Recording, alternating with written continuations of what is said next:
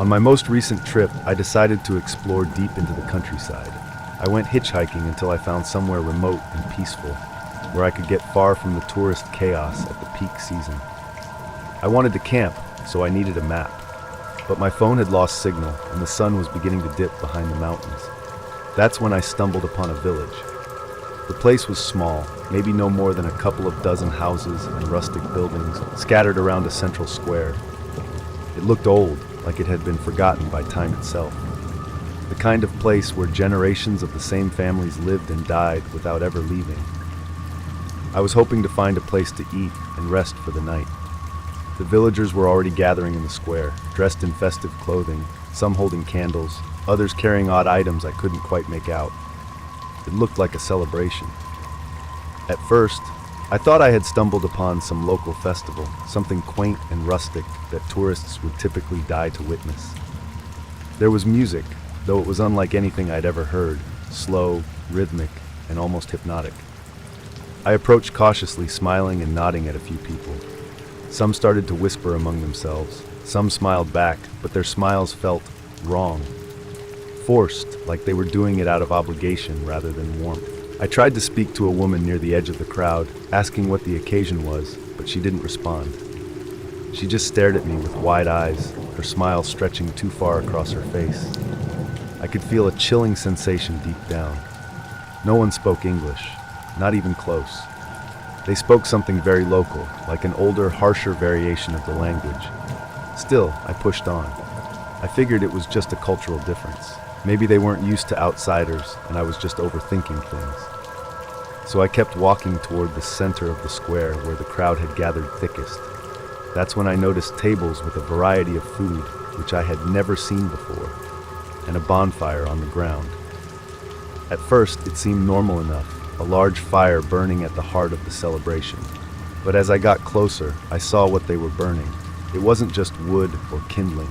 No, it was an effigy, crudely made, its limbs twisted into grotesque angles. And the faces on that thing were horrifying. Carved into the wood, painted in what looked like blood, they stared out at the crowd, their mouths open in silent screams. I suddenly became terrified and felt a violent urge to back away, but I couldn't. The crowd had shifted, almost without me noticing. They had closed in behind me, forming a tight circle around the fire. And all of them seemed to start watching me, not only with curiosity, but with something darker, more dangerous. I felt trapped, like a rabbit caught in a snare. Then I noticed the banners hanging above the square. They hadn't been visible at first, hidden in the shadows cast by the flames. They were roughly made, splattered with red paint. Or now I think maybe it wasn't paint. One banner stood out among the rest. It had a map on it, drawn hastily, and I immediately recognized it. It was the surrounding area, the villages, the countryside. But some of the villages were crossed out, a red slash drawn through them. My stomach turned. They weren't celebrating a festival. They were celebrating something far worse that had happened to one of those villages. Something they had recently done. I was trying to rationalize what I was seeing. Maybe it was some sort of rivalry between villages. Maybe they just didn't get along. But the way the villagers looked at me, there was no mistaking the malice in their eyes. I turned to an old man sitting on the steps, one who hadn't joined in the celebration. His face was lined with age, his eyes sunken, but there was something about his expression, a knowing sadness, like he'd seen this all before. I didn't know what made me look for him. Maybe it was the agony clawing at my chest, the need to hear anything that made sense. The moment I approached, something about him felt off. He didn't meet my eyes, didn't even seem to acknowledge my presence, but his body language told a different story. His frail hand trembled ever so slightly, hovering over his chest, where a long, jagged scar snaked down from his collarbone. It was the kind of scar you don't get by accident. It looked surgical, precise, and far too familiar to mistake. My blood ran cold. I'd seen scars like that before in documentaries, true crime stories of organ trafficking victims who had survived, or barely. My mind was racing, trying to make sense of what I was seeing. This wasn't just some random wound. This man had been harvested. He glanced up then, his hollow eyes locking onto mine for the first time. No words were exchanged, but his gaze was enough. It was a warning. The tremor in his hand, the deep scar on his chest, it all told me exactly what I needed to know. These people weren't farmers or villagers. They were traffickers, most probably a mafia. Before I could even process what was going on, I heard footsteps. Slow, deliberate. I glanced over my shoulder and saw a couple of villagers closing in, their faces no longer smiling. Now their expressions were cold, calculating, predatory. 3 men went away, while only 1 man stood there staring at me. I backed away, panic taking over. "What do you want?" I shouted, knowing full well he couldn't understand me, or maybe could, and just didn't care. The old man stayed where he was, watching us, detached, but his eyes followed me as if he knew exactly what was going to happen next. When I spotted the 3 villagers coming back holding shotguns, I spun around and ran as fast as I could. Gunfire erupted behind me, and bullets ricocheted off the cobblestones, sending splinters of stone flying. I felt the heat of the bullets whizzing past me, narrowly missing. I darted down one of the few alleys, my legs pumping furiously, every instinct screaming at me to escape. The narrow streets blurred together as I fled. I needed to find a way out before they caught up to me. I turned a sharp corner, desperate for any ways of escape, when I caught sight of a dense thicket beyond a low fence. It was my only chance. I leaped over the fence. Behind me, I could hear the shouts of the villagers growing closer. I could barely make out their figures in the darkness, but I knew they were closing in. I pushed through the underbrush, branches snagging at my clothes, the undergrowth tearing at my skin, but I couldn't stop. I wouldn't stop. Suddenly, I heard a shout from behind, followed by a gunshot that echoed through the trees. I stumbled, but caught myself, adrenaline surging as I pushed forward. The woods felt endless, but I refused to look back. I had to keep running. I could feel the weight of my fear dragging me down, but I fought against it, sprinting deeper into the darkness. Just when I thought I could hear their footsteps gaining on me, I burst into a small clearing, moonlight illuminating the path ahead. I spotted a dilapidated cabin in the distance. Without thinking, I sprinted toward it, my breath coming in ragged gasps. The door was ajar, swinging slightly in the wind, and I flung myself inside, slamming it shut behind me. Heart pounding, I pressed my back against the door, trying to catch my breath. Silence surrounded me, but I knew it wouldn't last. I could hear them outside, voices murmuring, searching. They were closing in on my location, and I had to find a way to hide. I glanced around the dimly lit room, spotting a trapdoor in the corner, half hidden by a tattered rug.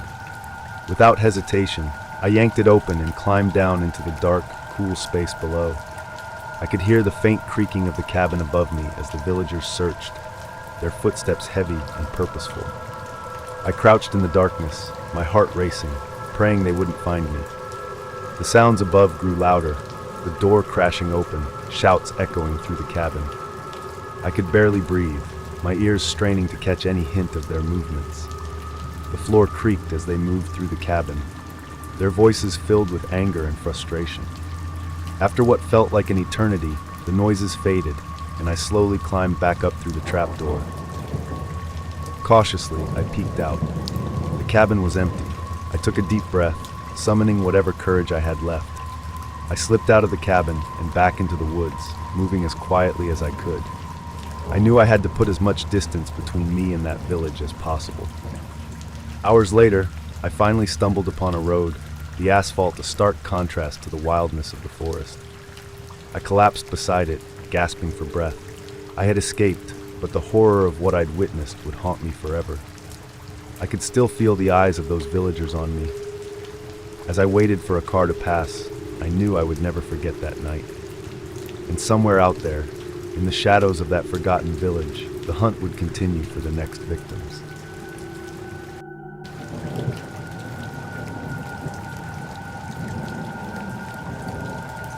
I still remember the moment I walked into the luxurious hotel lobby, its opulence almost overwhelming. I had saved for months to treat myself to this vacation, and it was everything I had dreamed of. Shimmering chandeliers, marble floors, and the subtle scent of fresh flowers wafting through the air. But it was the concierge behind the ornate desk who caught my attention. With a warm and inviting smile and eyes sparkling with mischief, this stranger made me curious. From the moment we met, the concierge seemed to know me. "Welcome. You must be eager to explore our beautiful surroundings," they said, their voice smooth like silk. Offering tips on the best local attractions, they suggested hidden gems that only a true local would know. As I chatted, I felt an instant connection, a sense that they were genuinely interested in my happiness. It was hard not to be drawn in by their charm. Over the next few days, I found myself returning to the front desk, eager for their company. The concierge had an uncanny ability to read my thoughts. They could tell when I was feeling overwhelmed by the crowds or when I just needed a quiet moment away from the buzz of the hotel. It was during one of those conversations that they first mentioned their special service.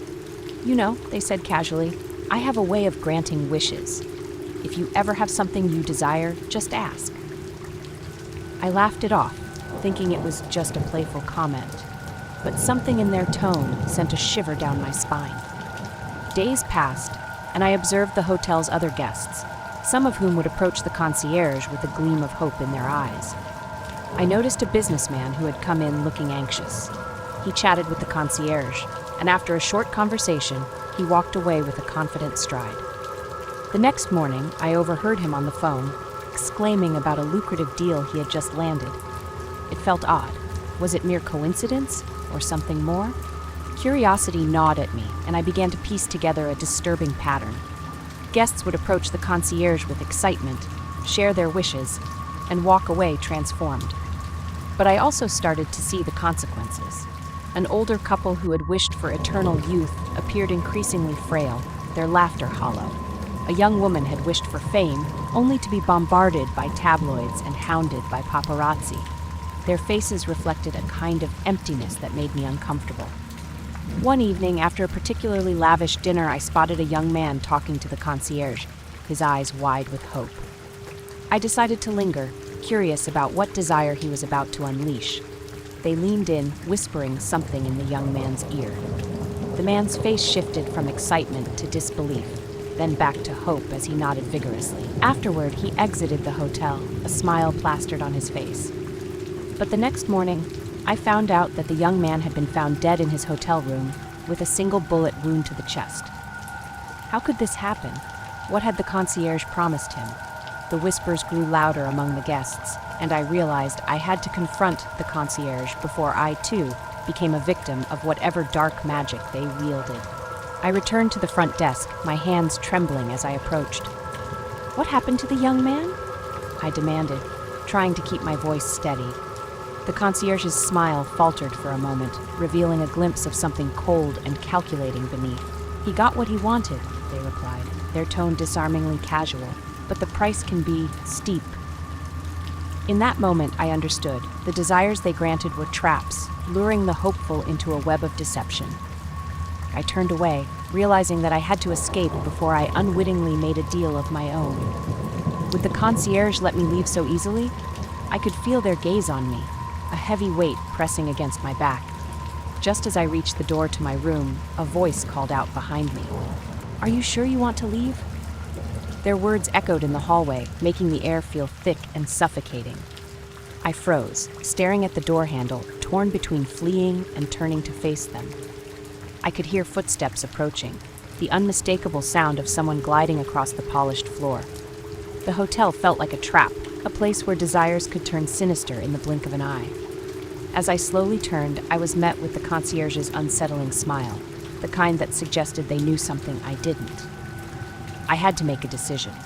Would I confront this force, or would I let fear dictate my next move? The answer would change everything. The concierge's unsettling smile was etched into my mind as I stood frozen, torn between fleeing and confronting them. Desire always comes with a price, my friend. Sometimes it's more than you bargained for. They leaned in closer, their breath brushing against my ear. But you can't know until you ask. I needed to escape this web of temptation and deceit. But the way the concierge was watching me, like a cat playing with its prey, made it clear that leaving wouldn't be so easy. "I wish to leave," I blurted out, a futile attempt to reclaim control. But the concierge just chuckled, the sound echoing off the luxurious walls of the hotel lobby. "Wishing doesn't guarantee escape. You have to make a choice. Do you truly want to walk away, or do you have a desire you want to fulfill? Desperate to reclaim my freedom, I turned to leave. But as I reached the door, a sudden thought struck me. What if I made a wish of my own? What if I turned the tables on this devious game? A risky plan formed in my mind, fueled by both fear and the remnants of hope that maybe I could trick them. I want to know everything, I declared, the words rushing out of my mouth. I want to understand how you grant these wishes, and what really happens to those who make deals with you. The concierge's smile widened, revealing teeth that gleamed unnaturally white against their dark complexion. Now that's a wish I can grant, they said, a glint of something almost predatory in their eyes. But it may not be the knowledge you seek. With a snap of their fingers, the hotel lobby faded away. I found myself standing in a vast, shadowy space, flickering with ghostly images of guests past. I could see their desires unraveling before me, wishes granted, followed by the horrific consequences that trailed like shadows behind them. A couple celebrating eternal youth were revealed as decaying corpses trapped in time. The businessman, once so confident, now a hollow shell staring blankly into the void. The price of desire was more than I had ever imagined. Now you see, the concierge whispered, their voice echoing like a haunting refrain. Desire is a double-edged sword. It cuts deeper than you can imagine. As the images faded, I felt a fierce determination ignite within me. I couldn't allow myself to be ensnared by this web any longer. I turned to the concierge, my resolve steeling. I refuse to be part of this cycle. I want nothing from you. The concierge's expression shifted, disappointment flickering in their eyes. You think you can just walk away? It's never that simple. The shadows thickened around them, swirling in a tempest of anger.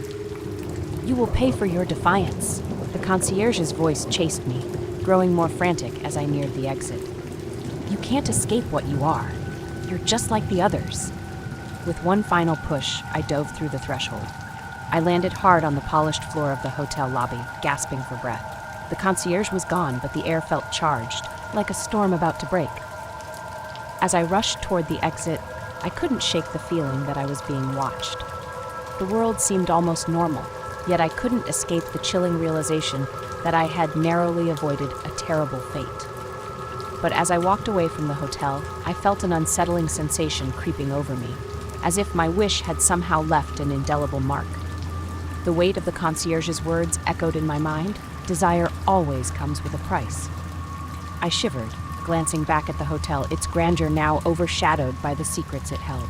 I had escaped, but the knowledge I gained felt like a dark shadow trailing behind me, reminding me that sometimes the true horrors lie not in what we can see, but in what we can't escape.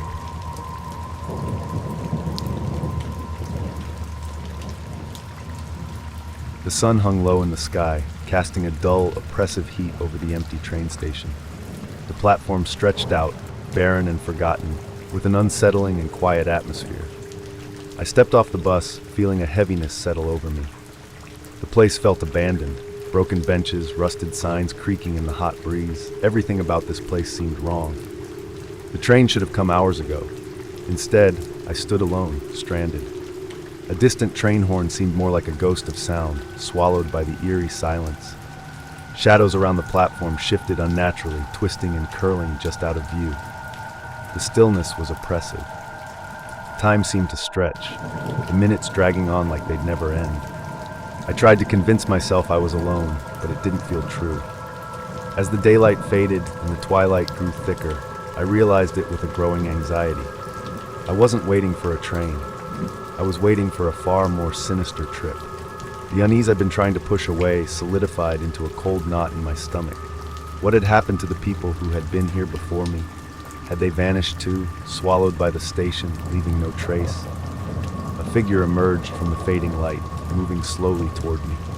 At first, he was just a blur in the dim haze, but as he approached, a strange heaviness settled over.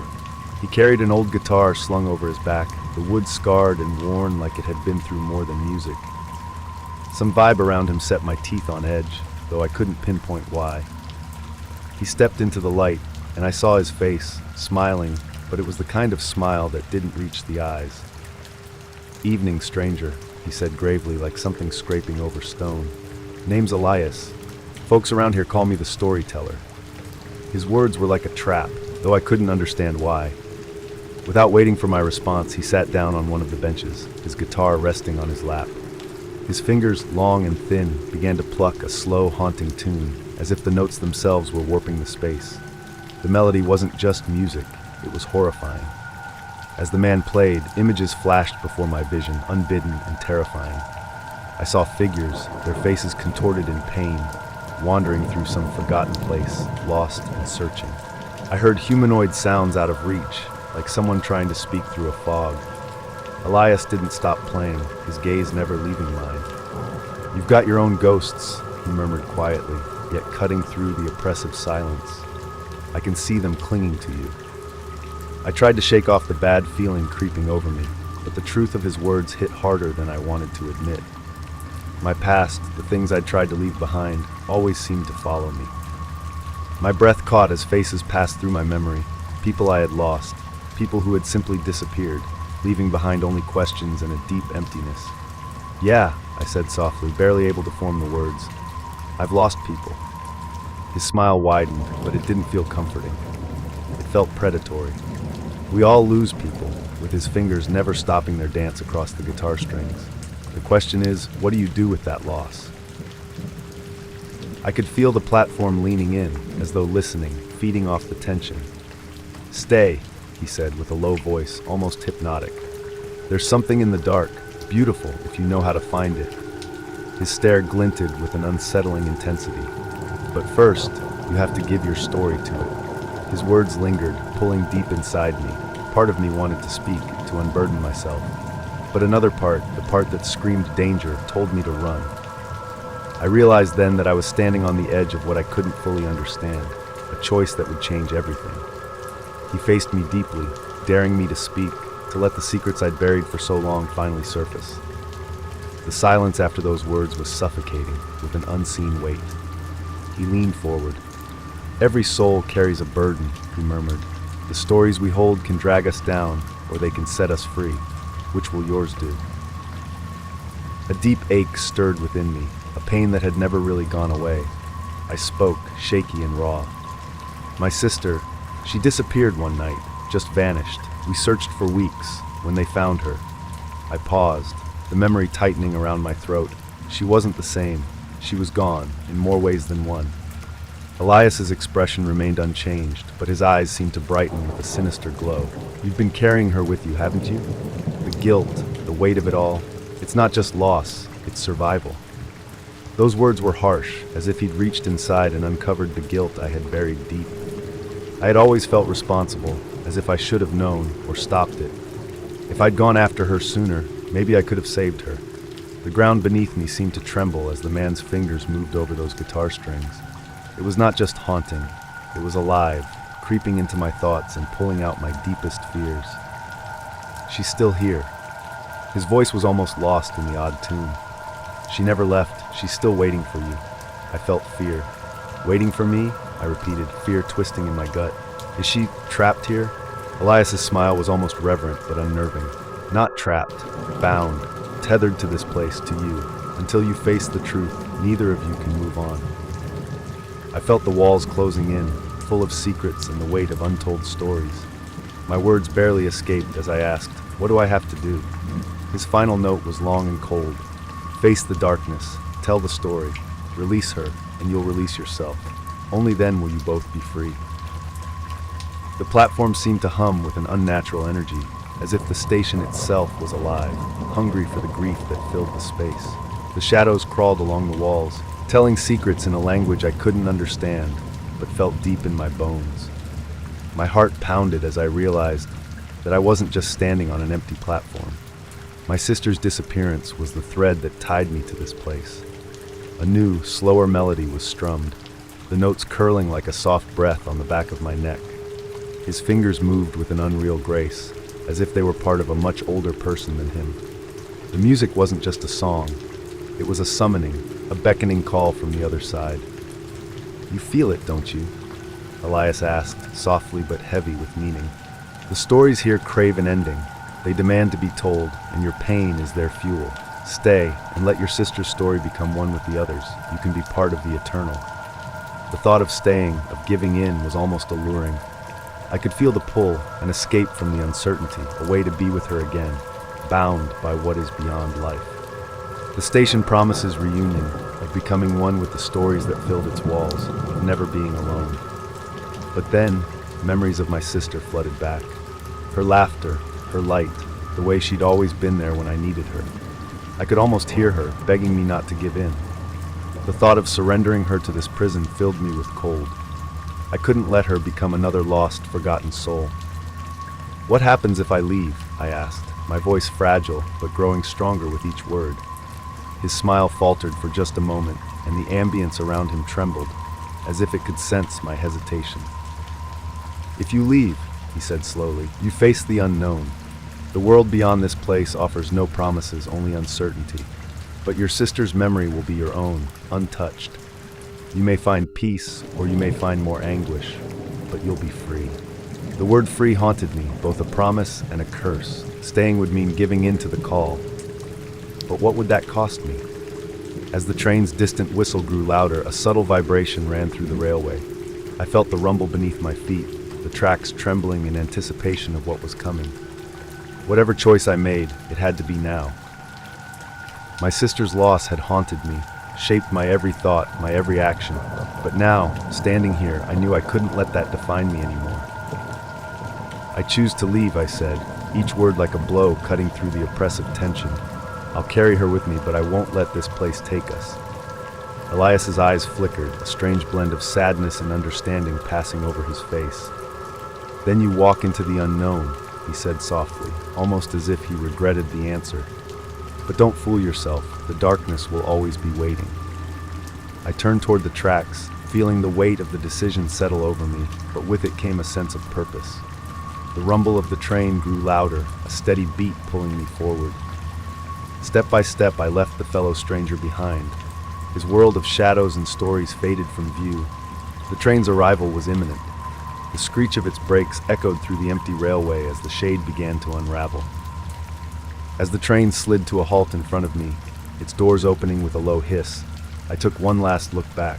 Elias stood motionless. His face was unreadable, but his glance hinted at an ancient sadness, a regret that stretched beyond words.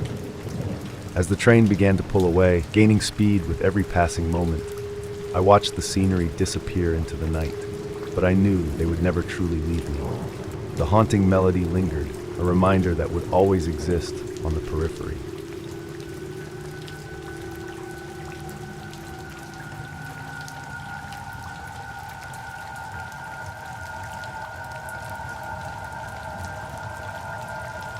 I had always dreamed of going abroad, so when the chance came to participate in a language exchange program, I jumped at it. The quaint little town I arrived in was straight out of a postcard: charming cobblestone streets, cozy cafes, and friendly locals. I was placed with what seemed to be the perfect host family. They greeted me with warm smiles, and their home felt inviting, decorated with colorful flowers and warm wooden accents.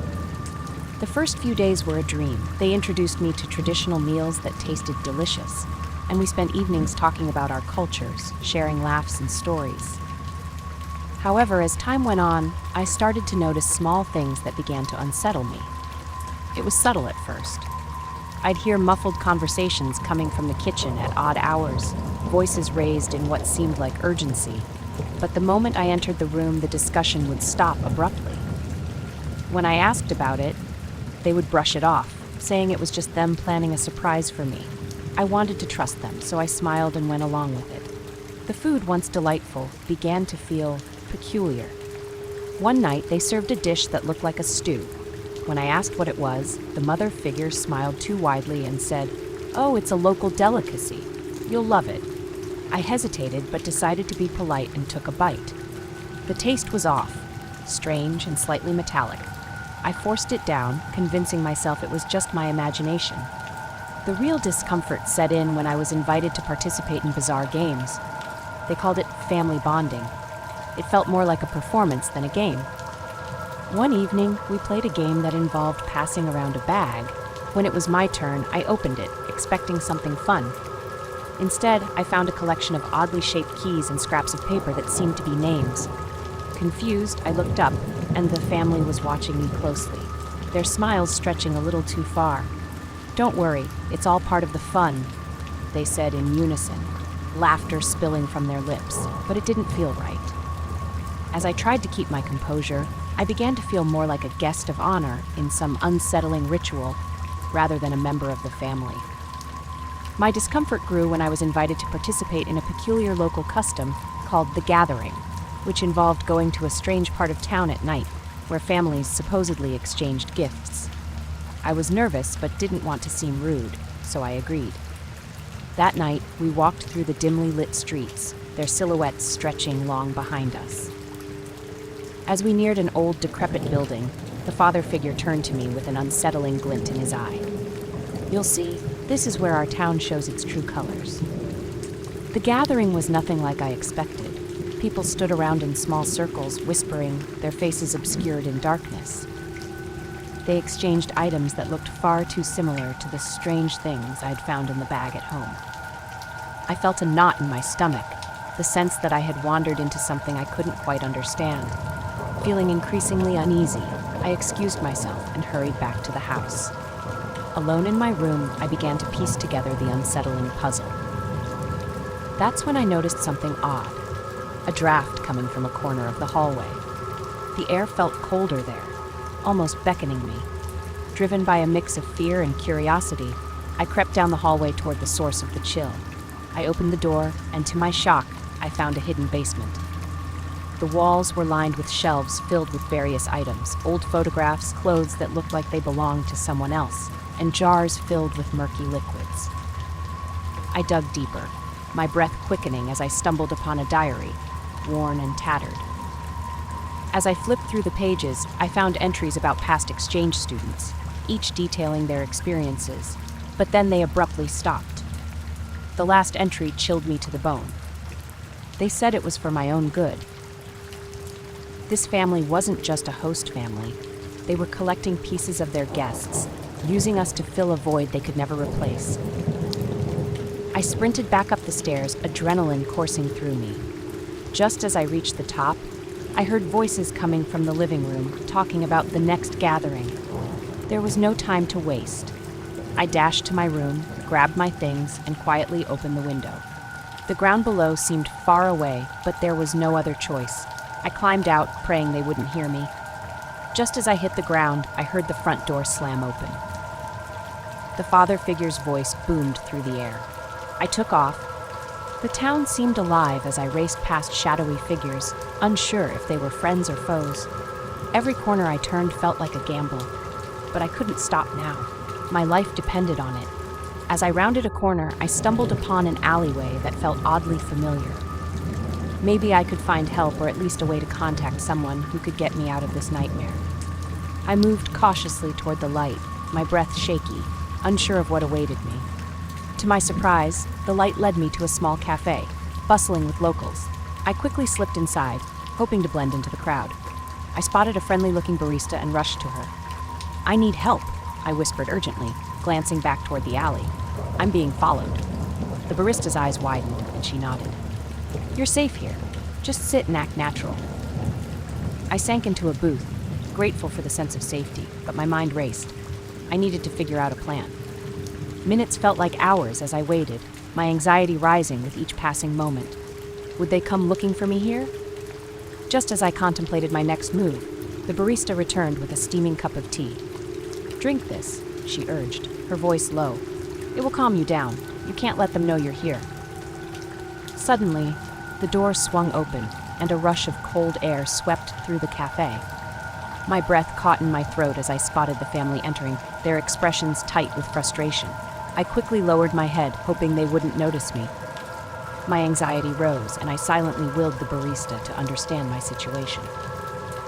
She must have sensed my panic because she quickly turned her back to me, blocking my view from the family. "Stay calm," she whispered as she moved to block the path to my booth. "Just stay quiet and don't make any sudden moves." The family lingered near the entrance, their eyes darting around the cafe. It felt like an eternity. but I could hear the faint clinking of cups and chatter from other patrons, providing a comforting backdrop to my growing fear. Finally, after what felt like ages, the family turned and walked out, frustration evident in their body language.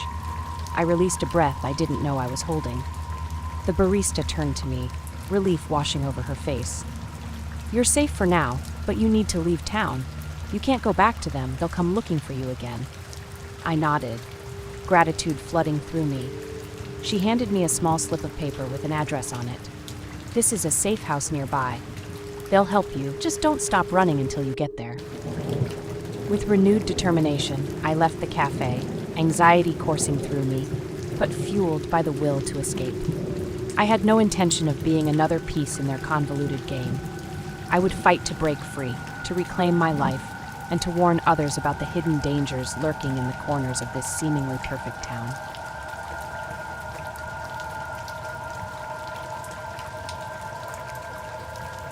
I remember the day I arrived at the Airbnb like it was yesterday, though I wish I could forget it. I was craving an escape, a chance to disconnect from the chaos of everyday life. The listing had promised a quaint little cottage nestled deep in the woods, far away from the noise and distractions. It was exactly what I thought I wanted.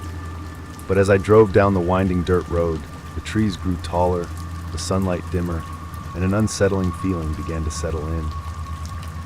When I finally pulled up, the house stood before me, an old Victorian with peeling paint and a crooked porch swing that creaked even in the absence of wind. It looked charming, almost like an item of a fairy tale. But the longer I stared, the more I noticed how it seemed to lean slightly, as if it were bowing under the weight of some unseen burden. I shook off the sensation and grabbed my bags, eager to explore. The host, a woman named Margaret, greeted me with a warm smile that didn't quite reach her eyes. "Welcome. I hope you enjoy your stay," she said, her tone a little too cheerful. As she handed me the keys, I couldn't ignore the sensation that she was watching me closely, as if waiting for my reaction to words unspoken.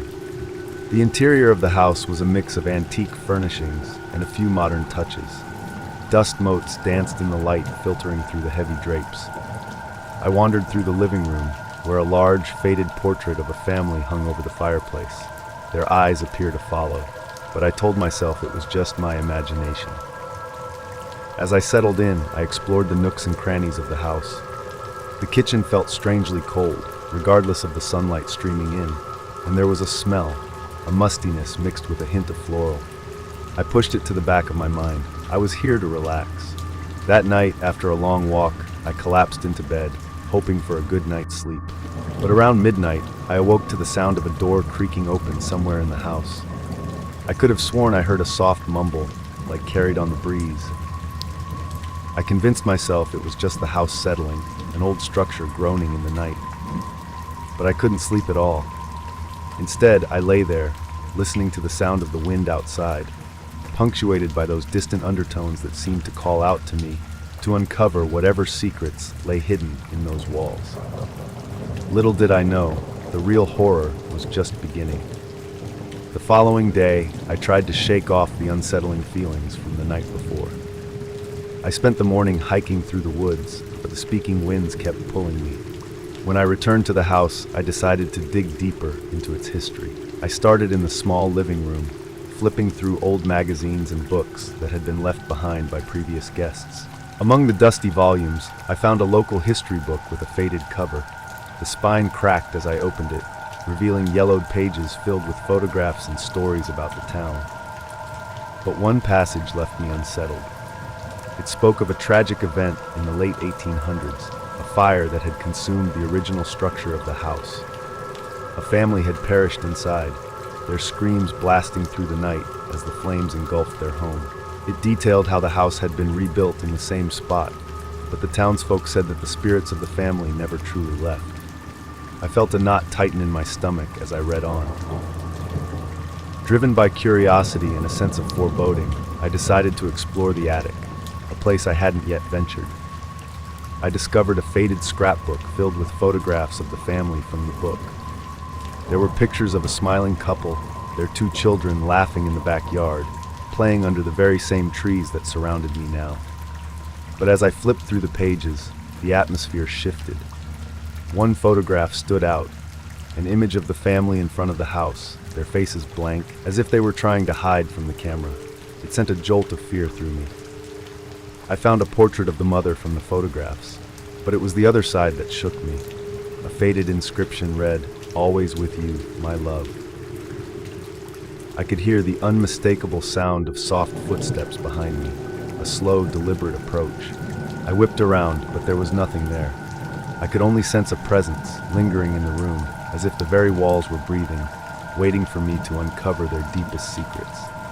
I ran down the stairs, my brain racing with questions. Who were they? What had really happened to the family? The sounds had returned, louder now, and as night began to fall, I realized that I was not alone in that house. Whatever was haunting it had begun to take notice of me, and I had a sinking feeling that I was just scratching the surface of a far more sinister truth. I tried to shake off the unease as I prepared for bed, but the memories of the attic remained for long. Sleep evaded me as I tossed and turned, heart pounding in my chest. Just as I was drifting off, I heard it, a loud crash from downstairs, followed by the unmistakable sound of footsteps. They were heavy, purposeful, echoing through the silent house. I sat up in bed, the sheets tangled around me, and took a deep breath. I had to find out what was happening. Each step was a countdown, amplifying the fear creeping through my veins. As I reached the bottom, I hesitated for a long moment. The living room was dimly lit. I strained my ears, listening and watching intently. Suddenly, I saw a figure standing just beyond the edge of the light. It was a woman, her hair flowing like smoke around her face, her clothes tattered and worn. I couldn't make out her features, but I felt her gaze piercing through me, as if she could see straight into my soul. Panic surged, but curiosity held me in place. "Why are you here?" The question slipped from my lips, trembling with fear. She took a step closer and pleaded, "Help us. You must remember." Suddenly, I remembered images of the family from the attic, their laughter, their warmth, but now, twisted by fire and sorrow. The realization hit me like a punch. I was connected to them somehow. The woman's desperation expanded, wrapping the room like a shroud. "What do you want from me?" I managed to ask, very low. "Set us free," she breathed. I felt an overwhelming urge to move, to run, but I couldn't look away from her. It was as if I were standing at the edge of a chasm, and she was beckoning me to jump. Suddenly, the room shook, the walls vibrating with energy. A cold wind whipped through, extinguishing the light and plunging me. It was like a chorus of sorrowful voices begging for release. I staggered back, fear clawing at my throat, but I knew I couldn't escape. Not now. My voice was swallowed by the void. In an instant, the woman was gone, and the room fell silent. I knew I had to confront whatever force had bound her and her family to this place. I ran back to the attic, looking for answers, and determined to unravel the threads of their story. I gathered the old photographs. I spread them out on the floor. "You wanted me to remember," I said aloud, trying to summon the strength I felt dwindling with every heartbeat. "Tell me what to do." The temperature dropped, and I could see my breath misting in the air. The voices returned like a tempest, filling the space with frantic energy. I could almost feel their pain, their longing for peace. As I closed my eyes, focusing on the memories of the family, a vision began to unfold. Flames, a hopeless struggle, and then silence. I saw the mother, her face twisted in anguish, holding her children close. They had perished in that fire, trapped by their own home, unable to move on. I felt their sorrow suffocating. "I won't let you suffer anymore," I vowed. "I'll help you find peace." Suddenly I heard a soft voice, clear and melodic, breaking through the chaos. "The house must be remembered," it said. "We must acknowledge our pain." At that moment, I understood. I needed to honor them, to remember their lives, not just their tragic end. "I remember you," I whispered. "You were loved. You deserve to be remembered for that." As I spoke those words, the temperature began to rise and the mist began to dissipate, revealing the obscure outline of the woman standing before me once more. A serene expression filled her face, and as she reached out, I felt an overwhelming warmth envelop me. "Thank you," she said, like a soft caress. The room brightened, and for a brief moment, the atmosphere felt lighter, free from the weight of their tragedy. I watched as the figure of the woman slowly faded, a sense of peace washing over me. In the stillness that followed, I knew I had confronted the wickedness that had haunted that house for too long. I had freed them. As I stood there, breathless and shaken, I felt a profound sense of loss, but also a glimmer of hope. The past would always linger, and I was no longer just a traveler. I was a witness, carrying their story into the world, ensuring they would never be forgotten again.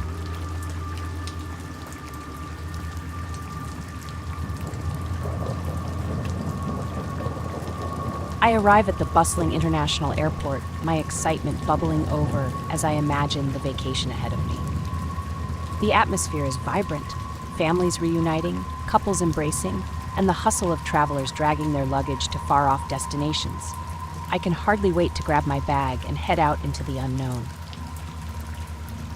After what feels like an eternity, I find myself standing at the baggage claim, watching the carousel rotate endlessly. I spot familiar suitcases, and my anticipation grows with each passing moment. Then suddenly, amidst the ordinary luggage, a peculiar suitcase catches my eye. It's an unassuming dark blue, but what stands out is the tag attached to it. Written in neat handwriting is my name. Confused, I lean closer. How could this be? I haven't checked in any luggage that looks like that. I glance around, hoping to spot someone who might be looking for it, but the crowd continues to swirl around me, oblivious. After a moment's hesitation, I approach the airport attendant. "Excuse me," I say, pointing to the suitcase. "That one has my name on it, but it's not mine." The attendant raises an eyebrow, then motions for me to step aside while she inspects the bag. She waves another staff member over, and they begin the tedious process of scanning it through an X-ray machine. I watch anxiously as they analyze the screen, their expressions unreadable. Moments later, the attendant turns to me with a smile that doesn't quite reach her eyes. "It passed inspection. Looks like there's nothing suspicious. It's probably just a mix-up. You should take it," she advises casually, brushing it off as if it's the most normal thing in the world. I hesitate, glancing back at the suitcase. It's easy to brush it aside, but something gnaws at me, a deep sense of unease that I can't shake. Yet, with a mix of apprehension and curiosity, I decide to take the suitcase.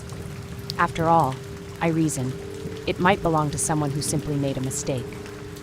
I quicken my pace, the wheels of the suitcase clattering against the tiled floor. Finally finding a quieter corner of the airport, I pause, taking a deep breath. The anticipation of adventure swells in me, but the nagging feeling of dread remains. I can't help but wonder about the suitcase I've just acquired. What secrets might it hold? I approach it slowly, drawn in by a sense of urgency. I kneel beside it, fingers brushing over the cool metal lock. Should I open it? As I take a moment to gather my thoughts, I hear footsteps echoing in the distance. I glance up, but the crowd continues to ebb and flow, lost in their own worlds. My curiosity surges. Maybe it's just a suitcase filled with someone's vacation souvenirs.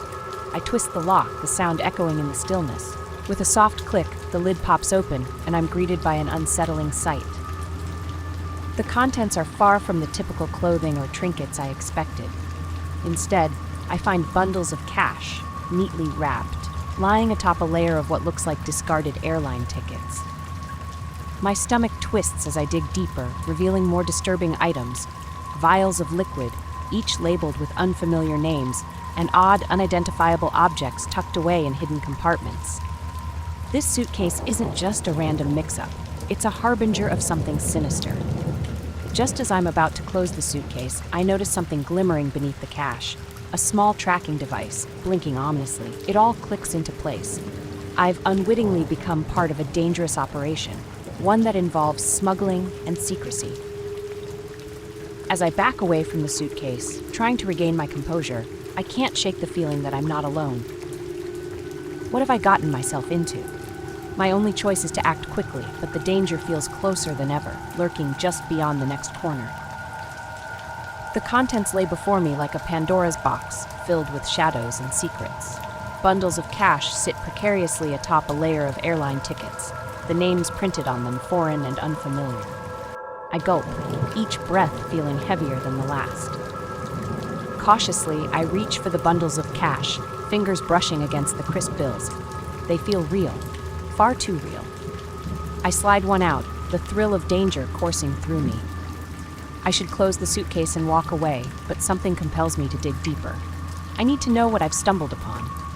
As I sift through the cash, my fingers brush against something hard and cold. I pull out a small, metallic object. At first, I can't make it out, but as I turn it in the light, the horrific realization hits me. It's a syringe, the needle glinting ominously. My stomach twists, the gravity of the situation settling over me like a heavy fog. I toss the syringe back into the suitcase and shove my hands into the depths of the bag. I feel something crumpled at the bottom and pull it out, unfurling it to reveal a stack of photographs. Each image is more disturbing than the last, captured moments of people in compromising positions. I feel the world around me blur as I study each picture, understanding that these are not just random strangers, they are victims, pawns in a grim game. Panic rises within me, urging me to abandon the suitcase and escape while I still can.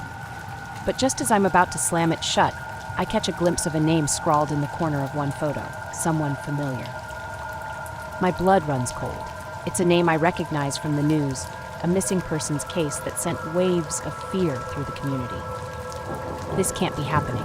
I've uncovered something real, something terrifying. I quickly shove the photos back into the suitcase and close the lid. I can't stay here. I have to leave before anyone realizes I've seen this. But as I prepare to get up, I hear footsteps echoing nearby. They're sharp and deliberate, growing louder. Peering through the gaps in the crowd, I spot dark-clothed figures I noticed earlier. They're scanning the area, their expressions cold and predatory. I realize they're looking for me, or more specifically for the suitcase. A wave of fear washes over me, adrenaline igniting my instincts. I can't stay in one place any longer. I gather my courage and grab the suitcase, hoping its weight won't betray me. I weave through the crowd, my heart racing as I catch snippets of conversations around me, nothing but mundane chatter about flights and destinations, completely oblivious to the danger lurking beneath the surface. The exit looms ahead. I can't stop. I take off running, suitcase clutched tightly against my chest. The chaos of the airport surrounds me, but now I'm a part of it, weaving through the crowd, desperate to escape the shadows that threaten to consume me. I needed to put as much distance between myself and the suitcase, between myself and whatever nightmare I had stumbled into. The alleyways of the airport seemed to twist and turn endlessly, a maze designed to trap me. I cut through a narrow corridor lined with shops. The sound of my pursuer echoed in the distance. I ducked into a nearby gift shop, its shelves filled with souvenirs and trinkets, and crouched behind a display of colorful postcards. I held my breath, praying they wouldn't notice me. Through a crack in the shelves, I could see the dark-clothed figure enter the store, scanning the room with keen eyes. He moved with an unsettling calmness, the confidence of someone who knows exactly what they're after. I could feel my pulse quicken, each beat a reminder of the danger lurking just outside my hiding place. He walked slowly, examining the rows of merchandise, pretending to be a casual shopper while I felt like prey in a predator's gaze. I couldn't stay hidden for long. I had to make a decision. Would I wait and risk being found, or would I try to escape while I still could? Just as he turned his back to me, I seized the opportunity. I crept out from behind the display, clutching the suitcase tightly. The hallway was dimly lit, with flickering fluorescent lights overhead, but I pressed on, not daring to look back. My instincts screamed at me to hurry, and I quickened my pace. I had to find an exit before he caught up. I pushed through a heavy steel door, stepping into what appeared to be an empty break room. The air was stale, and the fluorescent lights hummed overhead, casting shadows that danced ominously along the walls. I could hear the distant sounds of the airport, but they felt far away, as if I had stepped into another world. I needed a plan, a way to turn the tables. I scanned the room and spotted a window, my ticket out. I approached it, but it was locked tight. Suddenly, the sound of footsteps echoed from the hallway. I looked around for something, anything that could help me defend myself. My gaze landed on a broom leaning against the wall. It wasn't much, but it would have to do. I grabbed it, holding it like a weapon, just as the door swung open. The figure stepped inside, a cruel grin on his face as he spotted me. "You can't run forever," he taunted, his voice dripping with menace. Without thinking, I lunged at him, swinging the broom with all my strength. It connected with his shoulder, but he barely flinched. He stepped forward and I stumbled back. I had to get past him.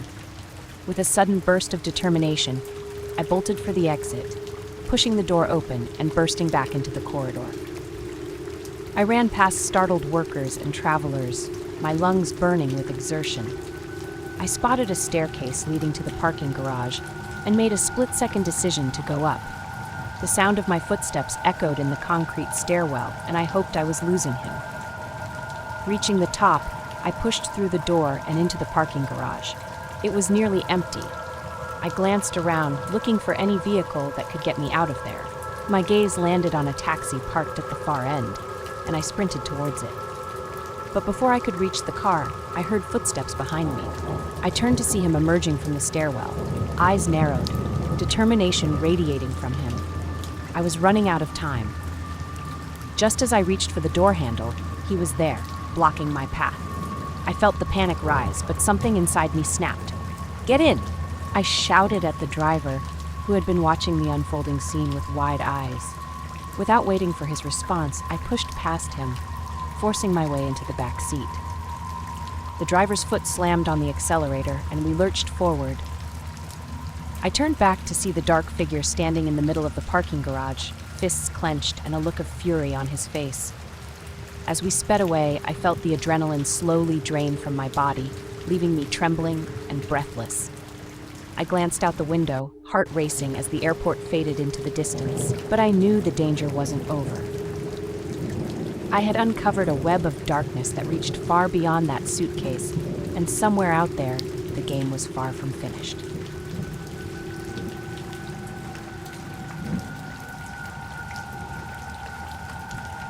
I was driving along a desolate highway, the kind where the only sounds were the hum of the engine and the occasional rustle of wind. It had been hours since I'd seen another car, and the monotonous scenery was starting to blur together. Endless stretches of barren land flanked the road, broken only by occasional patches of scrubby brush and jagged rocks that looked as if they'd been there for centuries. As the fatigue settled in, I felt my eyelids growing heavier. Just as I began to lose focus, I spotted a tiny roadside shop in the distance, its faded sign barely legible. "Souvenirs," it read, though the letters were so worn that they blended into the weathered wood.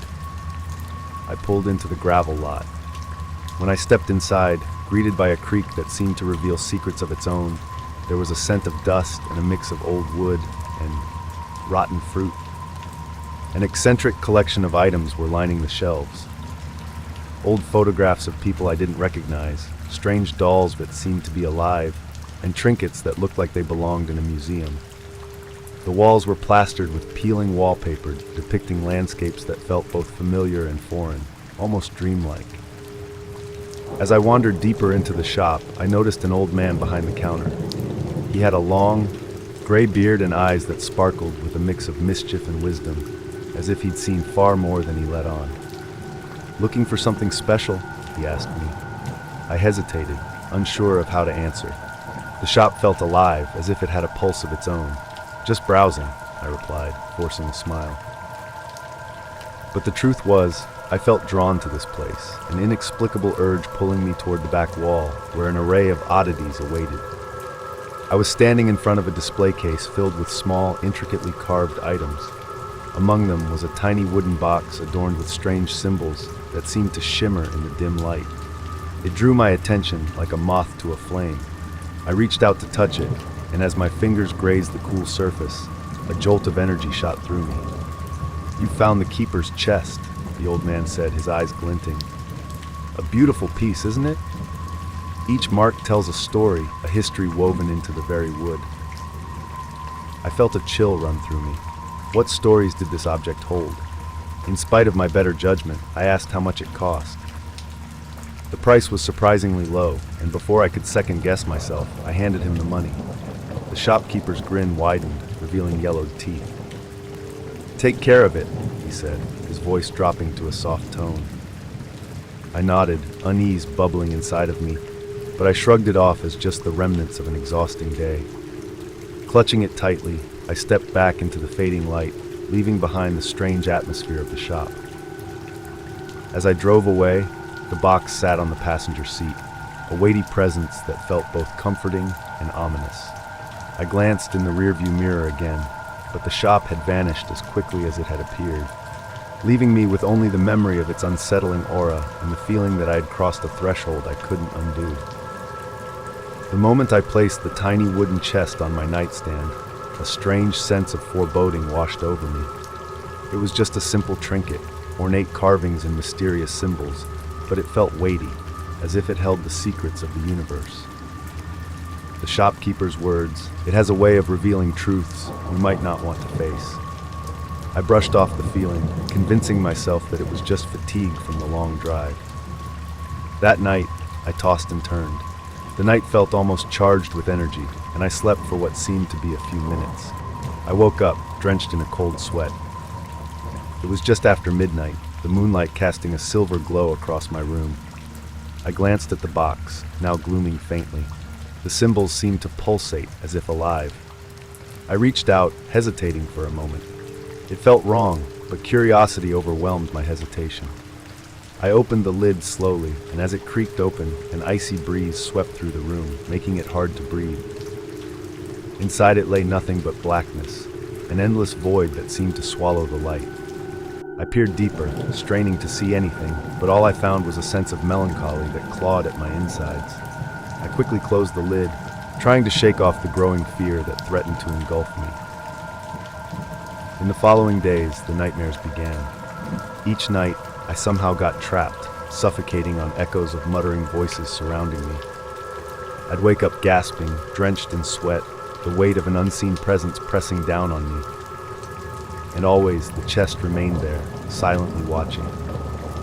During the day, I tried to keep myself busy, but the visions started to creep into my waking life. I'd catch glimpses of dim figures lurking at the corners of my vision. They danced in the periphery, vanishing whenever I turned. It was like they were playing a twisted game, taunting me to join them.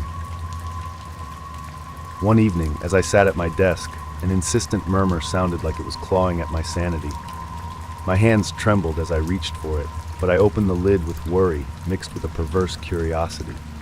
Nothing had changed. The void still stared back at me, consuming and infecting my dreams.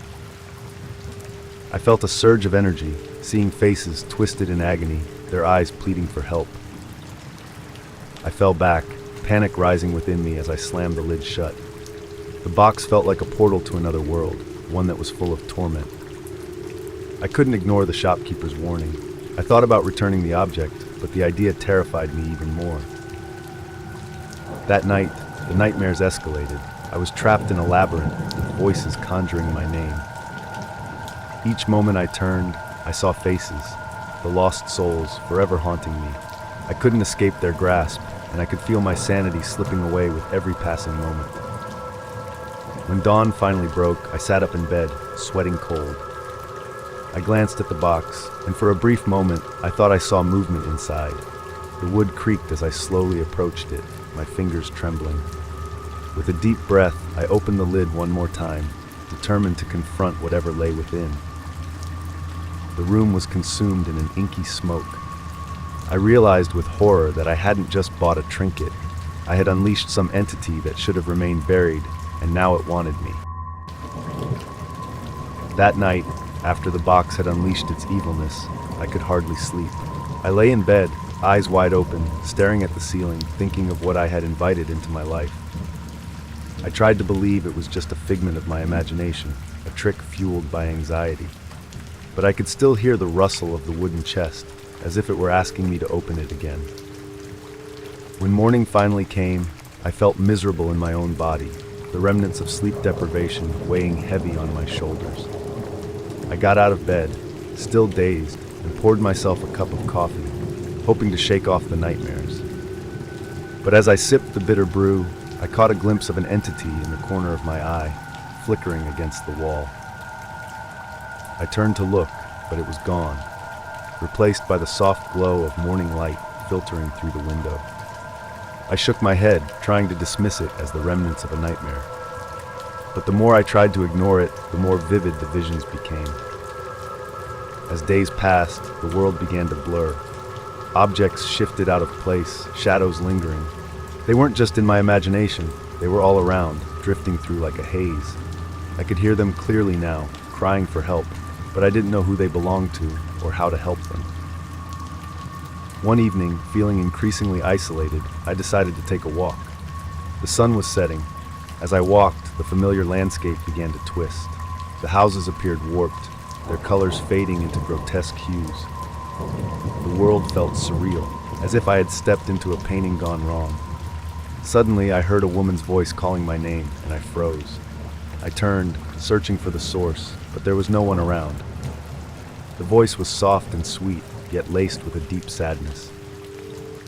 As I approached, the voice grew louder, more insistent. "You have to help me, I can't escape." I seeked around, but all I saw were shadows dancing. And then I saw her, a girl, no older than 10, standing beneath the swings. She was translucent, her eyes wide with terror, and she beckoned me closer. "Please," her voice was trembling. "You have the box, it's my only chance." "What do you mean?" I stammered, feeling the ground shift beneath me. "It traps me," she explained. "You need to return it to the shop before it consumes you too. You don't belong to it. It will take you just like it took me." Suddenly, the park shifted again, the scenery melting away like a painting left in the rain. The girl vanished. I immediately turned to run, trying to escape the nightmarish reality that had enveloped me. Back in my home, I slammed the door behind me. I was shaking, unable to grasp the magnitude of what I had experienced. That night, as I lay in bed, the shades surrounded me. I squeezed my eyes shut, hoping to block them out, but the girl's terrified face flashing at me, her pleading eyes digging into mine. When I finally got the courage to look, I was no longer in my room. I found myself standing in the same park from before, the swing set creaking gently.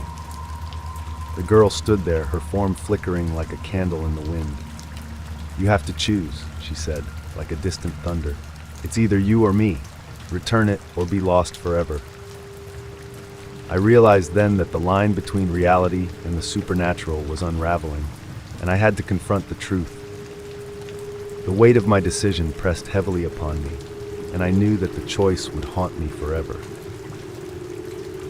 The morning after the harrowing encounter in the park, I struggled through my day, haunted by the girl's face and the weight of her words. But as night fell, the pull of that magic object became irresistible, as if it had grown sentient, calling me closer. It was a promise of answers, of closure. As the clock struck midnight, I could not resist anymore. I sat on the edge of my bed, the room bathed in the pale glow of the moonlight, and I reached for the box. My fingers trembled as I unlatched it, and the lid creaked open with a mournful sigh, releasing the spirits that had been trapped inside. At first, nothing happened. I peered inside, expecting the void to swallow me whole. But then the shadows began to swirl, rising up like smoke. I gasped as I was pulled into a vision that took me to a blackened room that looked familiar yet foreign. It was the bizarre shop, but it was different. The walls were covered in dust, the floor littered with broken items, and the atmosphere felt thick with desolation. The shopkeeper stood behind the counter, but his form was twisted and grotesque, a parody of the man I had met. His smile glowed with a sickly yellow light, filled with malice and hunger. "You've come back," he hissed. "You wanted to know the truth, didn't you? You wanted to understand what you've unleashed." I wanted to run, but my feet felt rooted to the ground.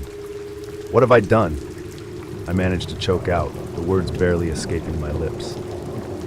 He chuckled, a sound that frightens me to the bones.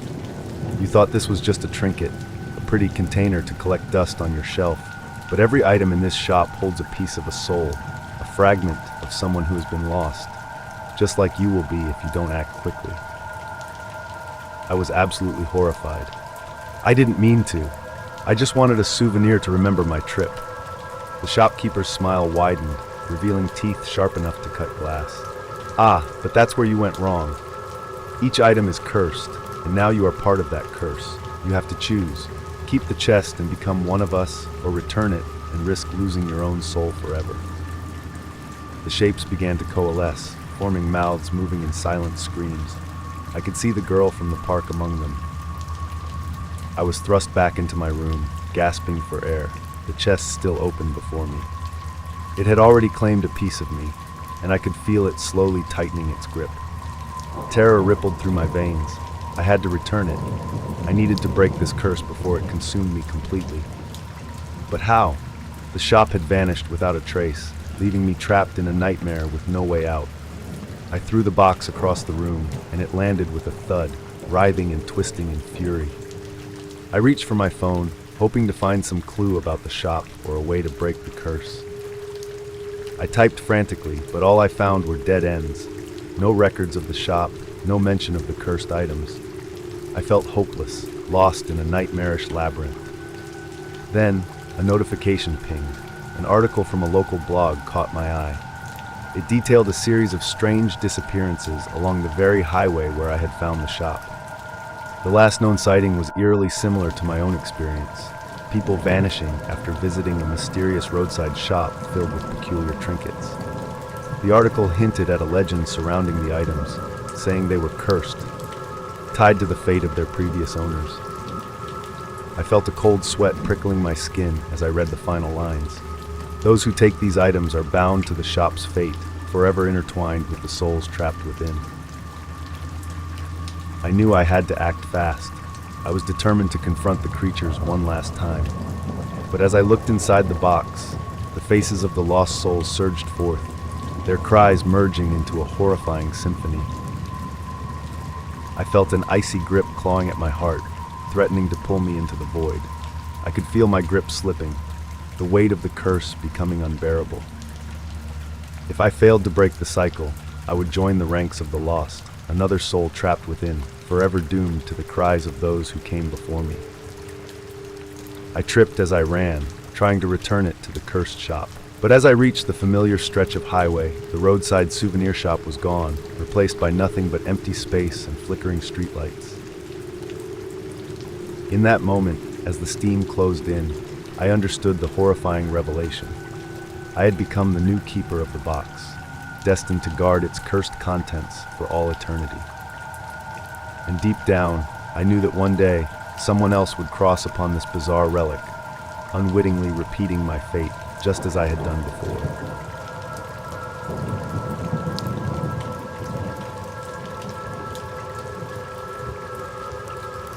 The day started off perfect. You know that kind of day where everything seems to fall into place, where the air feels fresher, the sun just right, and the world feels like it's holding its breath for something? That was us. Eric and I had been planning this hike for weeks, just the two of us, some peace and quiet away from the madness of the city. The trail in the national park was everything we wanted, serene, beautiful, untouched. But then, halfway through the hike, we came across something unexpected. A path, one that wasn't supposed to be there. It wasn't marked on the map, and it definitely wasn't part of the main trail, but it had this almost magnetic pull. It was narrow, barely noticeable under the fallen leaves, like it didn't want to be found. Eric thought it was a great idea to check it out. Probably leads to something cool, like a hidden waterfall, he said with that grin of his. I hesitated for a moment, staring down that way. Something about it felt wrong. But I shrugged it off, told myself I was just being paranoid. I mean, we were in a national park, right? How dangerous could a little detour be? So we turned, and that's when things started to change. At first, it seemed normal enough. Trees, leaves, the crunch of dirt under our boots, nothing unusual. But after about 20 minutes, I noticed how thick the branches were getting, almost as if they were closing in on us. The sounds of the park faded like the birds and wind had disappeared. The air, which had been cool and fresh, felt heavier, almost suffocating. I tried to brush it off, told myself we were just deeper in the woods now. But then we saw the first sign. It was nailed to a tree, old and worn, the wood splintering, with faded red paint that spelled out, "Turn back." I stopped in my tracks. "Do you see that?" I asked Eric. He just chuckled, like it was some kind of joke. Probably an old warning. Some rangers attempt to keep people off a rough path, he said, waving it off. But something in me stirred. The words weren't just a warning, they felt like a plea. Still, we pushed on, my discomfort growing with each step. The trail became narrower. The deeper we went, the more wrong it felt. And then we saw another sign. This one looked even older, the red paint smeared as if it had been dragged across the wood. No return. I froze. Eric, I don't like this. He was ahead of me. It's fine, we'll head back soon, he called over his shoulder, though I could tell he wasn't as sure as before. I glanced at my phone, 1:45 p.m. We'd been walking for hours, but that didn't seem right. It felt like we were stuck in that same moment, suspended in some invisible grip. And that's when I realized we hadn't heard a sound in what felt like miles. No wind, no animals. Not even the faintest rustle of leaves. Just us, alone. The silence was so thick I could hear my heartbeat pounding in my ears. Eric, I said, something's not right. He stopped, finally turning to look at me, and for the first time, I saw the worry in his eyes. He opened his mouth to speak, but then we both heard it. The faintest sound behind us, a rustle, like footsteps, slow and deliberate. I spun around, but there was nothing. Just the woods stretching endlessly in every direction. We need to go back, I said, trembling now. We need to turn around. But when we did, the floor behind us, it wasn't the same. It twisted, shifted, like it was alive, playing with us. Every turn looked unfamiliar, like we hadn't walked it just moments before. And then we saw it again. The sign, no return. But at this moment, it was right in front of us. It didn't make sense. We hadn't doubled back. We hadn't walked in circles. But there it was, standing in our way, like it had been waiting for us all along. We weren't just lost. We had crossed into something else, something that didn't want us to leave. We told ourselves it was fine, that we just needed to retrace our steps and find the main trail again. But as we walked, the realization hit us. Nothing was changing. Every bend in the ground looked exactly like the one before it. Like the forest was playing some kind of twisted trick on us. The gnarled branches swirling into shapes that made me feel like we were being watched, like something was waiting just beyond the edges of our vision. I kept checking my phone, but the time was frozen. 1:45 p.m. It didn't move, not even by a second. Let's try again, I said, even though I wasn't sure anymore what I meant by again. But what else could we do? Stay there, staring at that cursed sign, waiting for something worse to happen? So we kept walking, and walking. The air was heavy, stifling, no sounds, no wind. Nothing but the crunch of our boots and our increasingly frantic breathing. I tried not to look at the trees too much. They all looked wrong, bent in ways that didn't feel natural. Shadows seemed vaguely shifted, but when I looked directly at them, there was nothing there. Just emptiness. Until we saw them. At first, I thought my eyes were playing tricks on me. It was just a flicker, barely noticeable through the density ahead, but the more I stared, the more I could make them out. Two figures moving slowly, just ahead on the trail. Look. People. I felt a glimmer of hope, desperate for something, anything to break this nightmare. But as we got closer, that hope twisted into something darker. The figures ahead, they were us. Not just similar, not just other hikers. They were exactly us, moving in the same way, stepping where we stepped. I raised my hand in disbelief, and the figure ahead of me did the same, like a scary reflection, like they were trapped in the same loop, living the same horror we were. Eric didn't say a word. He just stared, wide-eyed, frozen in place. I have no idea how long we stood there, watching ourselves, but eventually I couldn't take it anymore. I turned and ran. I ran like my life depended on it, because it did. But no matter how fast I ran, how far we went, we always ended up back at the same spot. The same sign, the same cursed words, no return.